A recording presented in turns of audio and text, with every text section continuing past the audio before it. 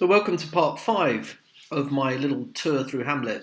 I'm going to go into a bit more detail now, just to scroll through, if you'll allow me, before we get to the next couple of soliloquies. Just to scroll through, following the nunnery interchange, get thee to a nunnery. You see how he treats Ophelia in public as well. Shall I lie upon your lap? Shall I lie in your lap? No, my lord, I mean my head upon your lap. I, my lord. Do you think I meant country matters? Oh, he's turning to rather dirty, dirty language, dirty abuse. There's a pun there that I won't go into with country. There's a fair thought to lie between maids' legs. He's just being pretty vile, and of course extremely bitter. Look how cheerfully my mother looks. My father died within 2 hours. Nay, 'tis twice 2 months, my lord. Oh, so long! Well, my goodness, And in comes the play, and of course Hamlet sees this as the proof. At last, the proof. And there's a little interchange with his mother. Madam, how like you this play? Again, the bitterness against his mother. The lady protests too much. Methinks, oh, but she'll keep her word. Unlike you, mother dear. And then we get to the end of the play, and of course, the king is disturbed by it. The king rises. What frighted with false fire, shouts Hamlet in glee. How fares my lord? Give o'er the play. And Hamlet feels that, and he discusses with Horatio that oh, good Horatio, I'll take the ghost's word for £1,000. Didst perceive? Yes, says Horatio, I saw it. Okay, so it leads us rather tellingly to the idea that he's going to drink blood and go into the sort of traditional role of revenger. He's going to kill, he says. 'Tis now the very witching time of night. Well, as we know from Macbeth, the night is the time when you kill, when churchyards yawn and hell itself breathes out contagion to this world. Now could I drink hot blood and do such bitter business as the day would quake to look on. Reminds us of Macbeth after seeing the witches for the second time. My actions first, the one about the hands, the one. But first of all, he's been told he's got to go and see his mother. Soft now to my mother. O heart, lose not thy nature. Let me not become inhuman. Let me not do anything to her.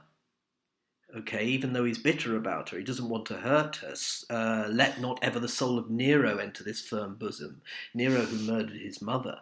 No, I don't want to be that person. I don't want to be that vile. Let me be cruel, but not unnatural. Unnatural is a word in those days which meant going against your God-given reason that we've discussed before, like a beast. Let me not be unnatural. I'm going to be cruel. Yes, I'll be cruel in my words. Cruel to be kind, if you like.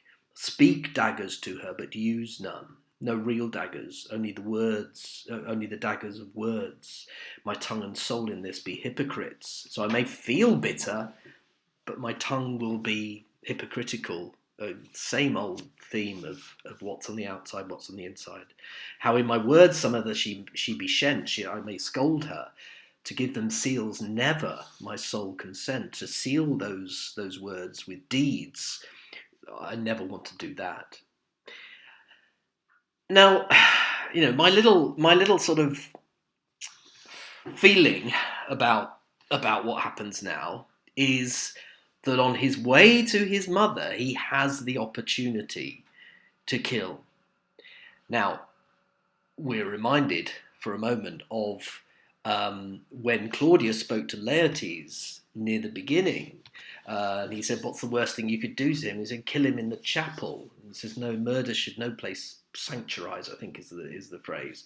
That would be the worst possible thing. If we think about Thomas of Becket, the Archbishop murdered in Canterbury, in the body of the church. So, I do think that although Hamlet is criticised as the procrastinator, although he's criticised all the time as the man who cannot act, how gruesome would it be in a world where God and heaven and hell is so important? How gruesome would it be for him to kill the king while he is praying? Well, he's on his way to his mother, as has just been said there, and he comes across the king praying. Now, in typical Shakespearean irony, he's not praying. He's got the gestures of prayer, but he can't pray because he feels too evil, if you like. Look at the king's speech. Look at Claudius's speech before Hamlet comes in. When he's on his own, my offence is rank, it smells to heaven, it hath the primal eldest curse upon it. Cain and Abel, a brother's killing, brother's murder, as he says there. Pray can I not? I can't pray. And this whole speech is about how I can't deal with the evil that I have carried out. So, but I'll try. He tries.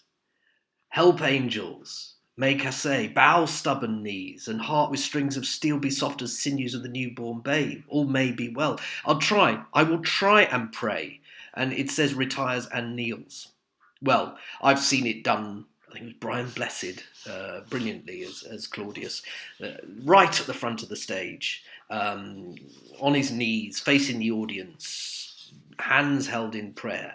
And behind him stood Hamlet, sword above his head, ready to plunge it down. It's a wonderful image. Never forget that. And of course, now might I do it, Pat. I have no idea who Pat is. No, sorry, that's a joke. Now might I do it, Pat. In other words, not complete. It will all be complete. Now he is a praying. Now, as I say, before we look at the speech, of course, all of this is ironic because look, my words fly up, my thoughts remain below. Words without thoughts never to heaven go. He can't pray, and he's not praying. So, poor Hamlet is undermined, if you like, by the situation. But I still say, in my opinion, this is not procrastination. He's on his way to his mother. He's seen his uncle praying. He wants to drink hot blood. But this would be horrendous. To kill him while he's in prayer to God, that would be horrendous. And of course, he justifies it in a rather vile manner. If you kill him in the middle of prayer, he's straight up to heaven. Let's have a look at it. Now might I do it, Pat? Now he's praying. And now I'll do it. And so he goes to heaven. And so am I revenged. That would be scanned. I need to think about that. Hold on a sec. A villain kills my father, and for that I, his sole son, do this same villain send to heaven? Oh, no, says Ura. Oh, this is hire and salary, not revenge. I'll be doing him a favour. He took my father grossly, full of bread, full of life and stuffed with mortal things, with all his crimes broad blown as flush as May, and how his audit stands, who knows save heaven? So we don't know, what sort of state my father was with God when he was killed.